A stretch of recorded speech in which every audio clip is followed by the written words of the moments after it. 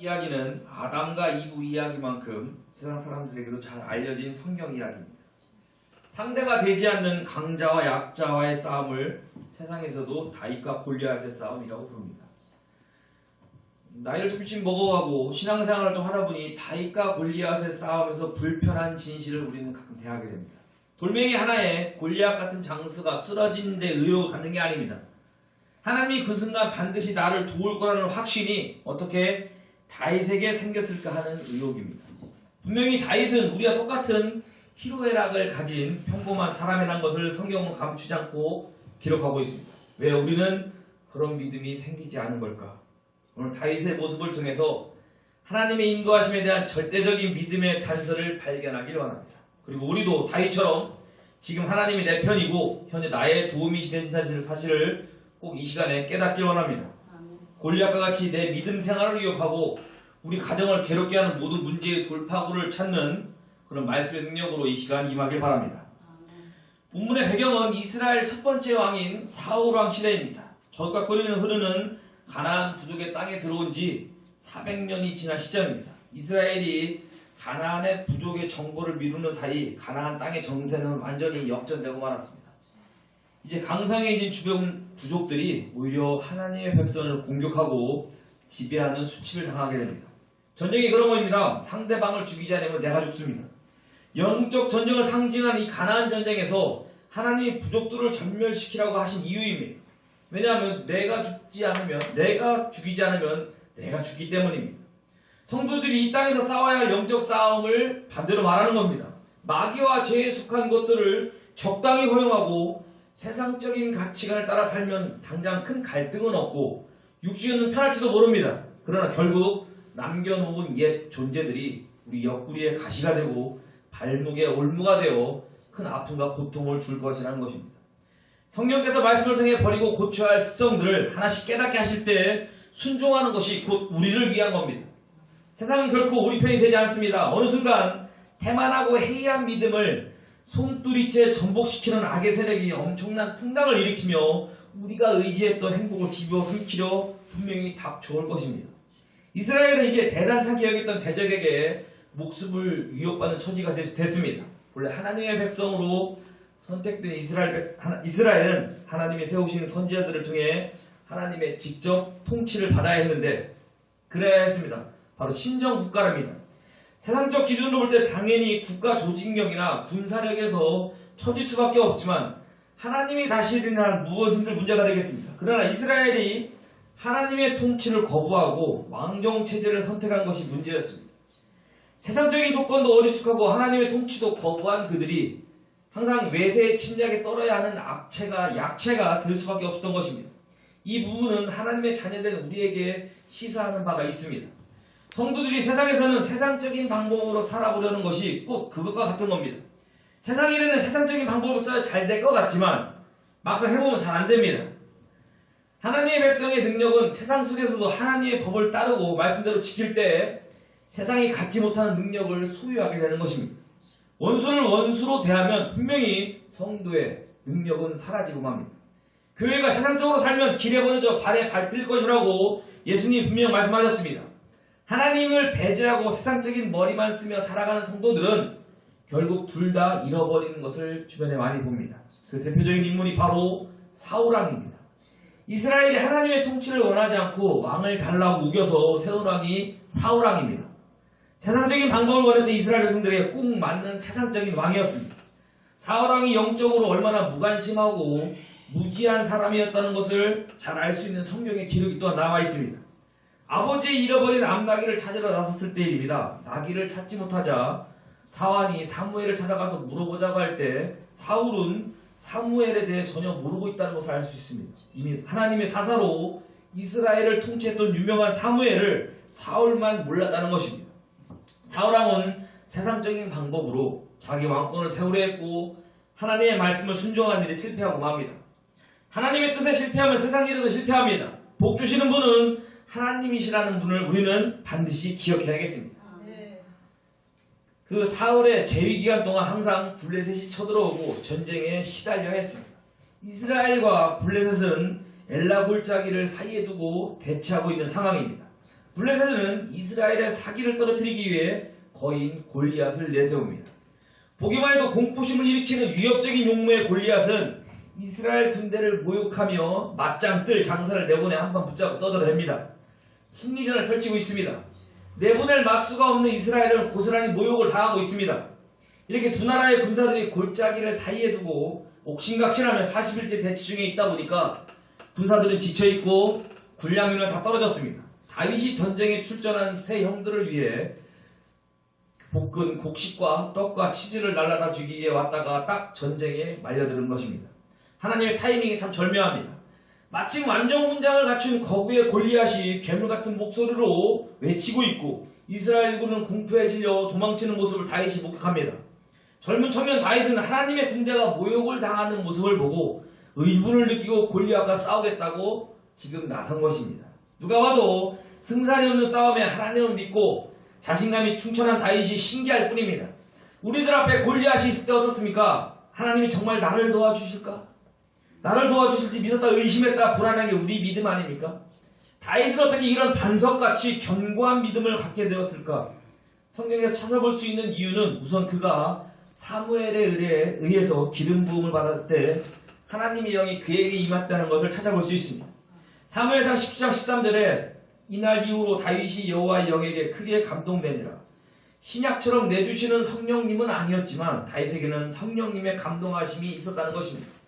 성령의 충만함을 받을 때 용기와 담대함과 하나님께 대한 견고한 신뢰가 생기는 것입니다. 위기에 흔들리지 않는 믿음은 역시 성령 안에서 충만한 은혜 가운데 거할 때라는 것이 당연한 일입니다. 그런데 본문에서 우리는 또 한 가지 이유를 발견하게 됩니다. 다윗의 용기와 하나님이 언제고 그의 편이라는 것을 확신은 경험을 통해 얻어진 바로 믿음의 평소 실력이라는 것을 알 수 있습니다. 평범한 삶 속에서 실제적인 하나님을 경험하는 믿음이 위기의 순간에서도 하나님을 믿게 합니다. 성경의 지식들은 우리의 삶을 통해 체험되고 체득되지 않으면 아직 내 것이라고 할 수 없습니다. 다윗은 34절에서 목동으로 겪었던 체험을 이야기합니다. 사자나 곰이 와서 새끼를 물어가면 쫓아가 치고 새끼를 건져냈고 사자가 일어나 다윗을 해치려 하면 수염을 붙잡아 그것을 쳐 죽였다고 합니다. 그리고 그것은 하나님의 사자의 이빨에서 자신을 건져내신 것이라고 합니다. 자기 힘인지 하나님의 도움이신지는 본인이 알지 않겠습니까? 이 이야기는 어린 다윗이 얼마나 거친 광야의 위험 속에 절박하고 고독한 시간을 보냈을지를 말해줍니다. 이세의 8아들 중 막내인 다윗은 사무엘이 차기 왕을 찾아 그의 집에 왔을 때에도 혼자 양떼를 치러 밖에 있었다는 것을 알 수 있습니다. 별 위력 없는 가문에다가 그것도 형들의 기세에 눌리고 험악한 일을 도맡아 했던 목동 다윗이 의지할 것은 없었습니다. 광야에서 두려운 마음을 떨며 하나님만 의지하고 하나님만 찾을 수밖에 없었던 것입니다. 그리고 하나님은 다윗이 위기에 처해 소리칠 때마다 모든 위험에서 한결같이 그를 건져주셨던 것입니다. 믿음은 죽은 다음 천국에만 있는 것이 아닙니다. 지금 살아계신 하나님과 천국의 능력을 느끼며 사는 것입니다. 어려움이 닥치고 원치 않는 문제가 생기면 얼마나 심장이 두근거리고 정신이 아뜨가고 가슴이 새카매집니까? 내게 위험이 닥친 것을 직감하는 순간 거의 우리는 평상심을 찾기 힘듭니다. 골리앗과 같은 문제들은 우리 생애에 수없이 많이 널려 있습니다. 가족과의 사별, 직장의 해고, 사업의 실패, 자녀들의 탈선, 육체와 정신의 질병 등 간 떨어질 것 같은 문제가 얼마나 많습니까?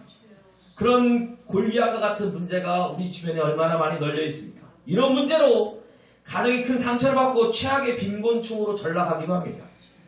살아계셔서 이 문제에 나를 도와주실 하나님을 붙들지 못하면 세상 사람과 똑같이 그 혼란 속에서 분명히 우리는 괴로움을 당할 수밖에 없습니다. 평소에 멀리 계신 것 같은 하나님이 위기의 순간 더 멀리 계신 것처럼 느껴질 수가 있습니다. 다윗처럼 광야 같은 인생에서 매일 하나님을 만나고 목대 되신 하나님을 경험하며 살아야 위기의 순간에 바로 곁에 계신 하나님을 꽉 붙드실 수 있는 것입니다. 우리는 인격체이신 살아계신 하나님을 섬깁니다. 살아계신 하나님 체험, 인격적인 하나님과의 동행이 믿음의 핵심입니다. 체험적인 신앙만이 다리가 떨리고 머리가 멍해지는 시련의 날에 정신을 똑바로 차리고 도우시는 하나님을 신뢰하고 붙들 수 있는 것입니다. 사자와 곰의 발톱에서 나를 건져주신 하나님이 이 블레셋 사람의 손에서도 건져내실 것이라고 다윗은 오늘 확신하고 있습니다. 일과 중에 매 순간 하나님을 의식하고 동행하는 것은 우리의 믿음의 훈련입니다. 하나님 면전에서 우리가 살고 있다는 인식은 점차 우리를 더욱 안정되고 강건하게 붙들어줍니다. 또 부지런히 말씀을 듣고 읽을 때 성경 속에 예수님이 걸어나와 내 삶에 들어오셔서 생생한 체험을 해줄 거라고 분명 믿습니다. 무엇보다 예수님께서 나를 위해 십자가의 목숨을 주셨다는 그 사랑을 깨닫는 것이 하나님과의 관계의 절정이기도 합니다. 십자가 사랑을 경험하기를 매일 기도하고 매일 그 사랑을 떠올려야 합니다. 예수님의 그 사랑을 알 때 비로소 우리의 자존감이 회복되고 하나님이 나와 함께 하실 것을 확신이 생기는 것입니다. 믿음의 성장에는 로또가 없습니다. 자연 만물의 이치가 하나씩 배우고 하나씩 깨닫고 내 몸에 점점 사실적인 경험이 되듯이 믿음도 그렇습니다. 이렇게 몸으로 영혼으로 하나하나 체득된 금보다 더 귀한 믿음을 우리 한빛교회 성도님들 가지길 바라겠습니다. 아멘. 위기의 순간 이 경험과 성경의 진리들이 우리를 견고히 붙들어줄 것을 믿습니다. 아멘. 어려운 사건 앞에서 감정이 우리를 휘두르기 시작하면 우리는 실패합니다. 오직 말씀대로 확신하고 도우시고 함께 하실 하나님을 신뢰할 때 이길 수 있습니다. 우리가 다윗의 도전에서 한 가지 기억해야 할 것이 있습니다. 내게 닥친 일들을 감당하기 힘들지만 성도에겐 하나님 나라를 위해 자원하는 고난도 있다는 것입니다. 다윗은 나서지 않아도 좋을 일에 하나님의 군대를 모욕하는 골리앗을 보자 하나님의 명예를 위해 격분에 일어섭니다. 그러나 하나님을 위한 헌신과 희생에 놀라운 축복이 있습니다. 다윗은 이미 사무엘을 통해 비밀리에 차기 왕으로 기름 부음을 받았지만 이 사건을 통해 이스라엘 백성들 중에 확실한 명성과 신임을 얻게 됩니다.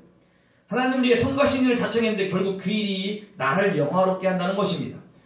전도왕이라고 불리는 박방선 집사님이라는 분이 있습니다. 처음에 은혜를 받고 교회를 둘러보니 성도가 없어 교회가 텅 빈 것이 너무 마음이 아파서 자기가 그 교회를 다 채우겠다는 말로 튀어나왔습니다. 말주변도 없고 성경도 모르는데 무슨 전도를 하나 암담했지만 약속을 지키기 위해 무조건 전도하기 시작했습니다. 믿은 지 얼마 되지 않을 때라 수친구가 많았던 박 집사님은 술을 가져가면서 전도를 했다고 합니다. 처음에 도대체 될 것 같지 않더니 점점 전도가 되어가다라는 것입니다. 그래서 1년에 300명을 전도하게 되었습니다. 그 외에 순천시 의원 선거가 있었는데 전도로 너무 알린 덕분에 시의원 중에 가장 표를 많이 받고 1등 당선이 되었습니다. 재미있는 일입니다. 하나님을 위해 일했는데 그 영광은 자기에게 돌아오는 것이 바로 하나님 나라를 위한 헌신의 축복이기도 합니다. 그런데 몇 년 후에 박사님은 시의원직을 버리고 지금은 전도 특강을 하기 위해 강사로 전국을 누비고 있다고 합니다. 한 걸음 더 나아가 이 땅의 축복보다 영원한 하늘의 축복을 선택한 것입니다. 하나님 집을 위해 수고할 때 하나님은 나와 내 집을 위해 일하실 줄 믿습니다. 근데 오늘 골리앗과 같은 문제 앞에서 우리도 나름 하나님을 의지하고 기도하는데 왜 다윗과 같은 기적적인 응답이 일어나지 않을까? 다윗의 태도를 볼 때 문제는 우리의 기도가 유일한 방법인가 아니면 여러 방법 중 하나인가의 차이가 아닐까 합니다. 골리앗을 향해 나아가는 다윗에게는 하나님만이 유일한 방책이었습니다. 우리의 기도와 수건이 풀리지 않은 것은 절대적이고 절박하고 진심을 다한 기도가 아니기 때문일 수도 있다는 것입니다. 우리가 하나님을 유일한 방책으로 믿는데 어떻게 거기에 응답을 안 하시겠습니까? 우리가 절박하고 진실한 마음으로 기도할 때 진실하신 하나님이 들으십니다. 평소엔 기쁨과 감사로 주님과 동행하고 어려울 땐 간절한 마음으로 기도하며 매일이 행복하고 어려움도 넉넉히 이기는 아름다운 성도의 삶이 될 겁니다. 인생 일상생활에서 믿음을 한 구석에 믿어두지 말고 모든 업무와 공부와 생과 삶의 한가운데 두시고 항상 주님과 동행하는 그런 우리 모두가 되길 바라겠습니다. 다음은 골리앗과의 싸움에서 하나님이 주신 다윗의 전략을 살펴보겠습니다. 절대적인 믿음으로 하나님을 신뢰했을 때 하나님께서 전쟁을 지휘하십니다. 우리를 훈련하고 모든 것을 지원을 해주시고 탁월한 지혜와 모략을 충만하게 부어주시는 것입니다. 시편 18편 34절에 다윗은 그의 경험을 이렇게 노래합니다. 여호와께서 내 손을 가르쳐 싸우게 하시니 내 팔이 노화를 당기도다. 하나님의 지략으로 싸우기를 바라겠습니다. 38절에 보면 먼저 사울왕의 전략이 나옵니다. 자기의 갑옷과 투구와 칼을 주어서 골리앗과 정면전을 벌이게 하는 겁니다. 이게 승산이 있는 전략입니까?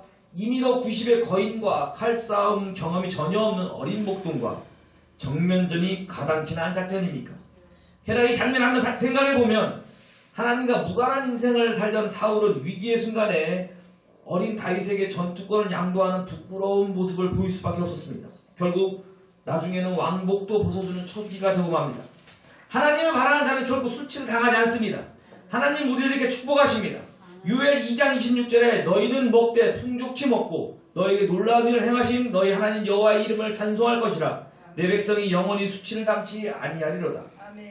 다윗은 사울왕의 전략을 사용하고 하나님의 이름과 자신의 특기인 물맷돌로 무기를 선택합니다. 돌멩이도 하나님이 함께 하시면 최종 경계가 됩니다. 다윗은 이미 하나님이 주신 지략으로 명밀하게 골리앗의 성격과 무장한 모습을 훑어보고 작전 계획을 세웁니다. 이 싸움엔 짐승을 쫓을 때 쓰던 물맷돌이 적격이라는 것입니다. 가죽끈에 돌을 감아 휘두르다 목표물을 향해 던지는 그런 도구입니다. 본문 앞부분을 보면 골리앗이 빈틈없이 갑옷으로 무장을 하고 있는 모습을 아주 자세히 묘사하고 있습니다. 머리에는 놋 투구를 썼고 몸에는 비늘갑옷을 입었으니 그 갑옷의 무게가 놋 5,000세겔이며 그의 다리에는 놋 각반을 쳤고 어깨 사이에는 놋 단창을 메었으니 그 창자는 배툴채 같고 창날은 철 600세겔이며 방패든 자가 앞서 행하더라. 전차나 다름없는 무장을 한 겁니다. 근데 제가 이 부분을 딱 갑자기 웃음이 났습니다. 이런 철두철미한 보호장구 중에 빈틈이 보입니다. 바로 이마입니다. 딱 거기에 다윗이 물맷돌을 날린 것입니다.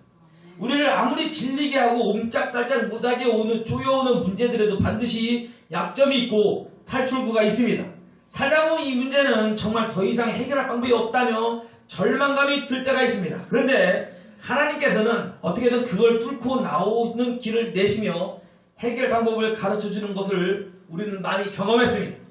잠언 20장 5절을 말씀합니다. 사람의 마음에 있는 모략은 깊은 물 같으니라. 그럴지라도 명철한 사람은 그것을 길어내느니라. 정말 큰일이다 싶어도 기도하며 곰곰이 생각하면 방법이 보입니다. 기도하면 그렇게 큰일이 아니라는 생각이 들고 문제가 만만하게 보이기도 합니다. 다윗에게 골리앗이 그렇게 거대한 장애물로 보였다면 어떻게 이길 믿음을 갖고 대항하러 나섰겠습니까? 성도님들 앞에 문제들이 만만하게 보이게 되길 바라겠습니다. 다윗은 시내에서 매끄러운 돌 5개를 골라서 목동들이 차고 있는 주머니 안에 넣습니다. 그리고 그 손에 양을 보호하기 위해 짐승을 쫓던 막대기를 손에 들고 나섭니다. 그의 손에 물매끈도 들려 있었을 것입니다. 그런데 골리앗의 눈에 막대기밖에 보이지 않았다는 것을 알 수 있습니다. 43절에 보니 네가 나를 괴로 여기고 막대기를 가지고 나왔냐고 합니다. 물매만을 들고 나갔다면 어쨌든 골리앗이 방비를 했을 게 분명합니다. 다윗의 손에 들린 막대기는 물매가 실패했을 때를 대비한 게 아닙니다. 막대기가 배틀채 같은 창칼 앞에 무슨 무기가 되겠습니까? 다윗은 나름 전술을 쓴 것입니다. 그리고 전술이 적중했습니다. 골리앗은 다윗의 손에 들린 막대기만을 보고 자기가 개취급당했다는 것에 흥분해 상대방에 대한 주의를 소홀히 합니다. 그 순간 다윗이 달려가며 주머니에서 준비한 짱돌을 꺼내 물매에 감아 골리앗의 비어있는 이마를 조준해 정확히 날립니다. 그 돌이 이마에 박히고 그 충격에 골리앗의 육중한 몸이 한 방에 쓰러집니다. 물론 날아가는 돌에 엄청난 속도를 내고 이마에 돌을 박아 넣으신 것은 하나님의 권능이 함께 하셨기 때문인 걸 압니다. 1993년 고고학자들이 이스라엘에서 발견했다는 한 해골이 신문에 공개된 적이 있습니다. 오른쪽 이마에 돌이 꽉 박힌 해골 사진이었습니다. 해골의 크기를 봐서 키가 2m 넘는 것을 추정하고 있고 생물학적 연대는 다윗 왕조와 같은 시기라고 밝혀지므로 틀림없이 골리앗의 해골이라고 보고되었다고 합니다. 게재된 사진은 커다란 해골의 이마 오른쪽 편에 아주 이쁘게 생긴 짱돌이 하나 쏙 박혀있는 모습이었습니다. 고교학이라는 것이 그렇듯이 사실이라 아니라 시끄럽다가 결론 없이 끝났습니다. 누구의 두개골인지 하나님만 아시고 우리에게 증거가 필요한 것은 아닙니다. 다윗은 하나님이 주시는 지략과 작전으로 결국 승리했다는 것입니다. 이사야 11장 2절을 보면 하나님의 영은 지혜와 총명의 영이시고 모략과 재능의 영이시라고 말씀합니다. 우리 안에 내주하시는 성령님으로 충만할 때 우리로 지략가가 되게 하시고 한없이 명철과 지혜를 부어주십니다. 분명히 가야 할 목표가 있지만 힘도 없고 재능도 딸리고 자신감도 떨어질 때가 얼마나 많습니까? 얼마나 막다른 길에 서 있을 때가 우리가 많습니까? 하나님께 기도하며 지혜를 구할 때 길도 열어주시고 지략도 주시고 그 길로 한 걸음씩 인도해 주실 걸 믿습니다. 시편 48편 14절에 말씀합니다. 이 하나님은 영영이 우리 하나님이시니 우리를 죽을 때까지 인도하시리로다. 하나님은 우리를 구원해 주신다는 약속만 주신 것이 아닙니다. 이 세상에서 무슨 일을 어떻게 하면 살아갈지 우리를 지도해 주십니다. 다윗은 그의 평생에 하나님만을 의지하고 많은 전쟁에 승리했던 지략이 뛰어난 장수였습니다. 그는 그 명철을 하나님께 얻었고 명철을 얻기 위해 하나님의 말씀을 지켰다고 고백합니다. 시편 119장 100절에 내가 주의 법도를 지킴으로 나의 명철함이 노인보다 승하니이다. 매일 하나님의 말씀을 내 행동의 기준으로 삼고 힘써 말씀대로 살아가면 우리에게도 인생의 능을 감당하고 이길 명철과 지략을 주실 것을 확신합니다. 또 다윗에게 주신 전략은 평소 그가 갈고 닦았던 기술과 관련된 것을 우리는 주목해야 합니다. 당시 목동들에게 물맷돌 돌리는 기술은 무기 구실을 톡톡히 했던 것을 알 수 있습니다. 사사기 20장 16절에 베냐민 지파의 군인들이 대단한 물맷돌 선수였던 것을 알 수 있습니다. 이 모든 백성 중에서 택한 700명은 다 왼손잡이라 물매로 돌을 던지면 조금도 틀림이 없는 자들이었더라. 다윗은 양을 칠 때 물매 던지는 훈련을 완벽하게 마스터했기에 자신있게 물매 병기를 들고 골리앗을 대적한 것입니다. 우리 앞길을 열어주실 때 그동안 내 삶과 무관한 것이 뚝 떨어지지 않습니다. 내가 가진 장점과 재능 그리고 그동안 연마했던 기술들이 나중에 보면 평생의 생업과 분깃이 된다는 것을 알게 됩니다. 이뤄야 할 목표와 장애를 극복할 방법은 이미 우리에게 있습니다. 이미 우리에게 주어진 것들 중에 있습니다. 하나님 우리를 창조하셔서 이 땅에 보내셨을 때는 누구에게건 세상에서 유리한 능력과 장점을 한 가지씩 주신 줄 믿습니다. 아무리 하찮은 장점이라도 그것만으로도 세상을 살아가기 충분합니다. 몇 년 전 KBS의 강연 백도라는 교양 프로그램에 김일도라는 사람이 나왔었습니다. 카드 대출을 받아 화장품 가게를 열었지만 경제 위기 때문에 문을 닫아야 했고 또 빚을 내다 차린 PC방도 문을 닫고 남은 것은 2억 원의 빚이었습니다. 그리고 그가 택한 것은 한 켤레 3,000원씩 받은 구두의 닦기였습니다. 이 구두 닦기로 2억 빚을 다 갚고 가정을 충실히 꾸려가고 있다고 합니다. 아무리 기술과 재능이 없어도 그의 장기인 성실 하나만으로도 가족을 행복하게 먹여 살리는 가장이 될 수 있습니다. 다른 사람을 보고 내가 가진 것을 보면 아무짝에 쓸데없는 것 같지만 그렇지 않습니다. 지금 내가 할 일에 최선을 다하며 실력을 갖춰나가는 것이 축복된 미래의 문을 열쇠가 되는 것입니다. 다른 사람이 가진 조건과 배경과 실력을 부러워하지 말고 지금 내게 주신 현실에서 주님을 의지하고 앞으로 나가길 바라겠습니다. 가진 것도 별로 없이 애를 쓰다 보면 지치고 낙심되고 포기하고 싶을 때가 더 많습니다. 몇 년 전 스피드 스케이트 1인자인 이상하 선수가 했던 이야기가 생각납니다. 기자들이 슬럼프는 없냐고 물었을 때 이 선수가 대답했습니다. 저는 슬럼프가 자기 내면에 있는 꾀병인 것 같아요. 마음속 어디인가 하기 싫은 구석이 있는데 슬럼프라는 핑계를 대면서 계속 안 하는 거죠. 이 선수는 그런 마음이 들 때면 야간 운동까지 하며 더욱 도전했다고 합니다. 그런데도 경기에 성적이 안 좋으면 또 달렸고 그러다 보면 아주 미세하게 조금씩 좋아진다고 합니다. 아직 어린 선수가 어떻게 그런 의지를 갖게 된 참 기특합니다.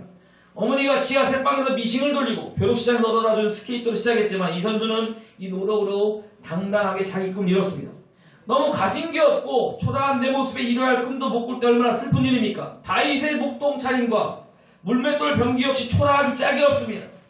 그러나 하나님이 함께 하시면 물맷돌이 돌직구가 되게 하실 줄 믿습니다. 아멘. 낙심하지 말고 하나님을 의지하고 하나님께 영광을 돌릴 성공적인 인생을 위해 믿음 위에 굳게 서는 여러분 되길 바라겠습니다. 아멘. 마지막으로 이 싸움의 구속사적 의미를 살펴보겠습니다. 다윗과 골리앗의 싸움은 단지 부족간의 싸움에 개입하신 하나님의 역사를 말하는 게 아닙니다.